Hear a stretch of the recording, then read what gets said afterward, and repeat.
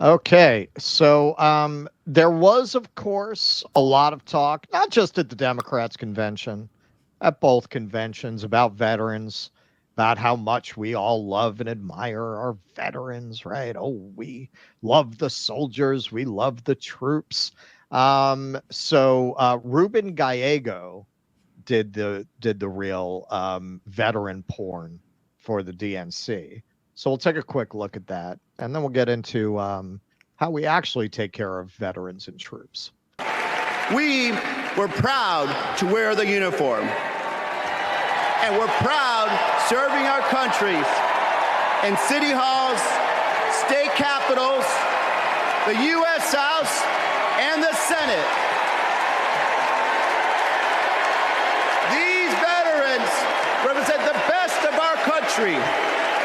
We stand united as veterans, Democrats, and patriots to fight for everyone who served.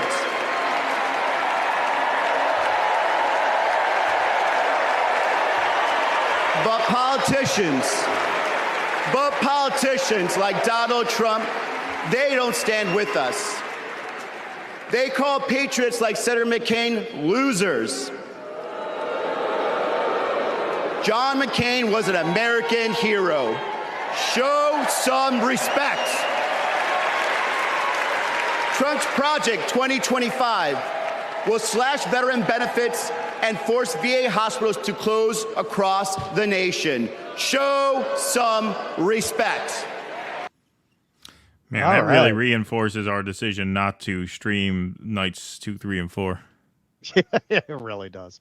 I didn't even pay much attention to this dust up where Trump had some argument in the military cemetery, but wow, everybody loves to show how much we care about our troops, particularly around election time. And yet, if you look at how we actually take care of serving troops and veterans, it's a very different story. So this just broke. Photos from U.S. military bases show mold, mice, roaches, and brown water in living quarters and dining areas. Wow, we love us them troops, don't we? 8 groups that advocate for military personnel and families are calling on the Pentagon to address what they say are unsanitary and dangerous living conditions on U.S. bases worldwide, including mold, bad air, contaminated water, lead paint, and roaches and other pests. The effort, led by an organization called HOTS and COTS, is meant to push the military to fix these issues now rather than wait for any renovations planned by the Pentagon, which the advocates argue could take years. Quote, the Department of Defense must act sooner rather than later to address the quality of life issues facing our service members, Rob Evans, founder of HOTS and COTS, said Tuesday in a statement. Every day these issues go unresolved is another day that the well-being and morale of those who serve are compromised. Photos collected by HOTS and COTS and provided exclusively to NBC News reveal what the group says is mold covering the ceiling of an Army dining room in Korea, a roach on a counter at a Texas Air Force base, dark brown water flowing from a faucet on a New Jersey base, and more. All right, so here are some of those pictures. On the left, that's the ceiling with the mold on it at the South Korean base. And there's the brown water. And the last one, not mentioned there, this is the temperature at a base in New Jersey, 93 degrees, the temperature inside the base. Wow. They are really taking care of those service members, huh? See, this is what you have to remember. When you've got a system this corrupt, they're going to abuse everyone who's not a member of the elite class without exception. So the same thing that you're going to see happening to, say, flight attendants, which we just dropped a video on today. The same thing you're going to see happening to workers throughout the society. You're going to see that happening to soldiers because all the money is being funneled into the pockets of arms contractors. arms contractors, and they're not going to put that money into making life comfortable for the soldiers or even livable. If you look at these images, you want to drink that water? You want to drink water that looks like that? You're going to It drink. looks like soda. It looks like It looks Coca-Cola. It like looks soda, right? like, under a soda Right. fountain. Right. No, that's the money that's going into the pockets of private contractors. And something this article gets into, because we have a whole other section of this, I left it here, but it also gets into how there's no mechanism for inspecting these private companies that are given the contracts to maintain these facilities. So they're just cutting corners. So when you want to talk about, well, the private sector can always do it better, the military is a walking repudiation of the idea, because all of these functions used to be dealt with in-house in the military. And if you look at the billions of dollars that disappeared unaccounted for in the Iraq War, for example, it really just debunks the whole idea that getting private contractors doing the food instead of having the army cook do it is actually going to save the taxpayers money. You're just going to wind up with an enormous boondoggle where corrupt politicians use these contracts to stuff more money into the pockets of their rich donors. And that's how you wind up with this. Right. All right. So how about the veterans? Oh, we love us our veterans. We love us our veterans, don't we? Government has clawed back more than 2.5 billion given to veterans to leave the military, data shows. The Department of Veterans Affairs has clawed back billions of dollars that countless veterans were given as incentive to leave the military, including when it needed to downsize, according to new data obtained by NBC News. Disabled veterans have been told in the last 12 fiscal years to return nearly $3 billion in special separation pay, lump sum incentives that were offered when the U.S. had to reduce its active duty force or release slightly injured service members, the data shows. Since fiscal year 2013, the earliest year for which the VA shared data, about 122,000 veterans have returned more than 2.5 billion so far, with about 364 million still left to be recouped, according to the VA. Quote, "It felt like I would never see the light at the end of the tunnel," said Damon Bird, who struggled to repay the roughly $74,000 incentive he received to leave the Army in 2015. The VA said it is legally bound to recover separation payouts from veterans before those eligible can begin receiving disability compensation due to a little-known federal law that prohibits them from receiving both, NBC News previously reported. Now, it gets worse than that. And clearly, nobody told them about the fine print. They wanted to reduce the size of the forces. They gave them their payout, clearly without ever telling them that it was one or the other, that they weren't going to get their disability payments if they took this money. But it's worse than that. The obscure law, of which about a dozen military law and veterans policy experts said they did not have enough knowledge to weigh in on, has thrown many disabled veterans into financial and emotional despair since Congress authorized it in 1949. Bird, 54, said he and his wife had to leave their rental home in Hazlet, Texas, to move in with their daughter in 2021, when the VA began withholding his monthly disability payment of more than $2,400 until he returned his separation pay. Quote, "We were barely keeping up with our day-to-day cost of living," said Bird, who was diagnosed with service-connected bladder cancer and post-traumatic stress disorder. Quote, "It was already bad enough as it was, but I had already been dealing with mental health issues prior to losing that income."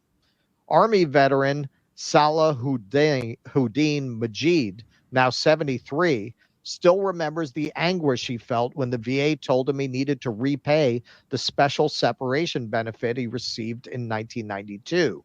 The roughly $30,000 pre-tax payout was one of his greatest sources of pride at the time, he said. Quote, I took the stipend and I let my children read the check, Majid said. I said, we are never going to see this amount of money again in our lifetime. And just take a second and look at that, man. This guy's talking about this like it's $1 million. Yeah, 30 grand. $30,000. He showed it with pride. We'll never see this money again. Yeah, that the richest country on earth. Richest country on earth. $30,000. Majid said he put most of the money toward a down payment on a house for his growing family. 2 years later, the VA said he had to repay the full incentive to receive disability compensation. Quote, I was depressed, he said, adding that he was prescribed an antidepressant for the first time. I felt like I had been used and abused. And you were.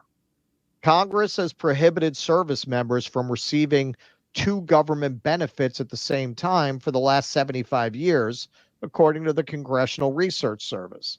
In 1949, when Congress authorized disability severance pay, a special lump sum payment given to service members who leave active duty because of minor physical disabilities, it specifically stated that the payout would have to be recouped through VA disability compensation, the research group said. That provision was, quote, fully justified when the amount of money involved is considered, the House report that accompanied the bill said, according to the Congressional Research Service. The justification of the recoupment rule carried over in the 1990s when and this is where they're really screwing them. When other forms of special separation payments unrelated to disabilities were authorized. Those payments, including the special separation benefit, were designed instead to help the Defense Department manage its force size. Advocates say the recoupment statute should not be applied in those cases and that it robs veterans of earned benefits that should not be linked financially. So understand, even on its own terms, this is not legal. The original terms of it were, okay, well, you can't get paid for disability twice, which I think if you care so much about these veterans and you're trying to downsize, you shouldn't be worrying about that, but okay.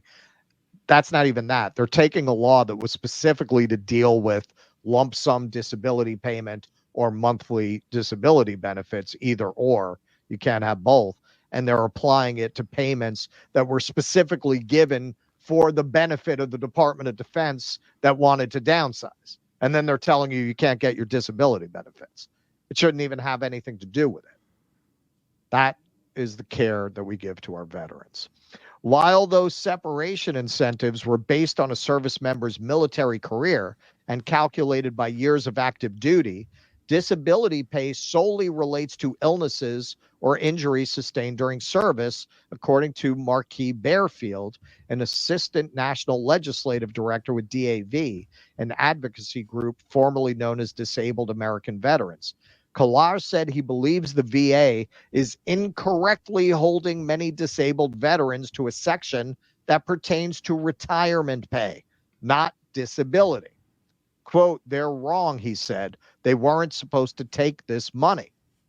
Collage, who survived the 1989 explosion on the USS Iowa that killed 47 people, said he received about $23,000 after taxes when he took an SSB payout in 1992.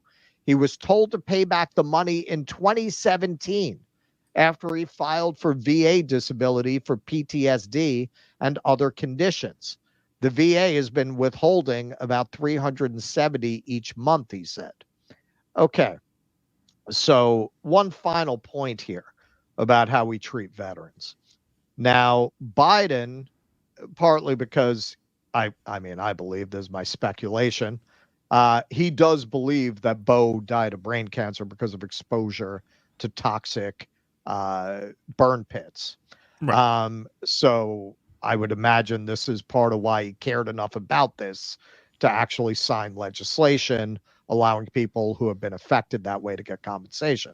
So Biden did sign legislation to that effect in 2022. Now, I wanted to include this to show you how we take care of veterans. Before the law, the Department of Veterans Affairs denied 70% of disability claims that involved burn pit exposure. Now the law requires the VA to assume that certain respiratory illnesses and cancers were related to burn pit or other toxic exposure without veterans having to prove the link.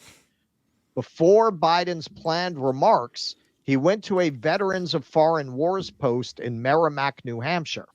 The president met there with Lisa Clark, an Air Force veteran who is receiving benefits through the PACT Act because her late husband, Senior Master Sergeant Carl Clark, was exposed to the chemical herbicide Agent Orange during the Vietnam War. That is how it was not until 2022 that people making claims about Agent Orange started getting paid. And these people are dead now. The money is mostly, this money is going to the family. So when they stand up there on stage and and this isn't a Biden thing, this is bipartisan, and they use military veterans as props. Remember, this is how they actually treat them. Just like any other powerless sector of society, they use them, abuse them, chew them up, and spit them out. And that's not a recent development, because look when this law went into effect, 1949. But to make it even worse, they are clearly misapplying the statute on top of the statute itself being unfair. This is where, especially if you come from a more impoverished background, you probably know a lot of people who joined the military. So that's a whole other element of this that is really almost dystopian. Kids who come from upper middle class spend a gap year. Oh, I want to go see the world. Hey, man, you come from the working class. They almost join the military for that reason. A lot of them. Hey, you want to see the world? Go join the Navy. Right. That's your fucking gap year. Spending 4 years risking getting your head blown off in order to see the world, in order to have the opportunity to go to college without winding up with exorbitant debt, to have the opportunity to gain some kind of social status. That is how the military functions. They suck up poor kids with very little opportunity and make them go put their life on the line and their health on the line in these rich men's wars. Although, hey, we want to be woke here. Increasingly diverse, rich women's wars too. Forget Kamala. We can get a brown woman bombing these places and risking these people's lives. And then when they do get out of the service, these are the kinds of things they face. Until this act passed, they were turning down 70% of claims. And you're telling me they didn't know that Agent Orange gave people cancer? Of course. Shit, I remember when I was a teenager in the 80s, that was a big issue. All the people who were getting cancer because of Agent Orange. It was a big thing in the news. Oh, yeah. Oh, sure. Well, obviously, yeah. Obviously. And they just fixed that. I didn't even know that. They just fixed that. I assumed they had fixed that a while ago.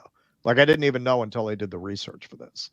So that's how much they care about veterans. That it makes me, honestly, it makes me really sick when they run around using the veterans as political props that way. When you look at how they're really treated and what sectors of society they recruit them from, it is really, it's dystopian. It's, you take the poor people and you make them go die for wars that in the end are aimed at making even poorer people die. Yeah, when I gave tours from a campground, an RV campsite, the KOA campground, they did tours into New York City, and the campground was in the Hudson Valley. A lot of the customers on those tours were veterans who lived full time in their RV because when they retired, they sold their house and they couldn't afford to buy a new house. And so they didn't think that their benefits would, keep up with a new mortgage or whatever. Or even like rent at a 55 and older place, because a lot of those are getting very, very, very pricey now. So a lot of veterans would sell their houses and they would just live in an RV for their life because that's all they could afford to do. Right. Look at all the homeless veterans. Yeah. Right. There are a lot of homeless veterans, right? In a way, the RV veterans are the lucky ones, right? They're the fortunate ones, relatively speaking. But in my experience with these veterans, they're very humble. They're very, very kind-hearted people who thought that they were, sacrificing for a good cause, and they still do. Right. They still walk around with their hats and their tattoos. They're very proud of their service, and obviously you curb your politics when you do one of these tours. But that always did occur to me. Like, look at how fucked over you are, and yet you still have this sort of innocence about you. It's admirable to a large extent, just as a person. But yeah, when you look at the big picture, obviously, I mean, the idea that those claims would have been turned down is just nonsense. It's the most obvious thing in the world. Agent Orange causes cancer. Why should you have to prove a link? Oftentimes you can't prove a link. Even if you smoke your whole life and you get lung cancer, it's hard to prove that was the link, because people get lung cancer for other reasons too. Sure. Right? So why should the burden of proof be on the veteran if we care about them so much, if we parade them on a stage at the convention so much? Yeah, it's just such a screw job. That's how I always feel when I go to a military cemetery. I was thinking for 5 minutes about being one of the tour guides that does the Eastern Corridor, the Boston, New York, DC corridor. That's a thing. The bus. So I went down to DC, the bus thing, yeah, and I went down to DC for training, and very quickly was disabused of the notion that I want to spend that kind of time with high schoolers. But like that, I'm not cut out for that. But going to Arlington, I felt like the purpose of Arlington is not to honor veterans; it's to propagandize people into joining the military. Yeah, of course. If you don't present, how do you deal with the fact that there are all these dead soldiers here? Right? It's hard to put a good face on that. It's hard to convince people to join in the midst of dead soldiers. Well, you have to glorify their deaths. You have to say, oh, this was for a glorious cause. Oh, their honor. And as you point out, I'm not putting down the veterans. What's tragic to me is that their good intentions are being weaponized against them in ways that a lot of them don't realize until it's too late. 100%. Absolutely. Please clap.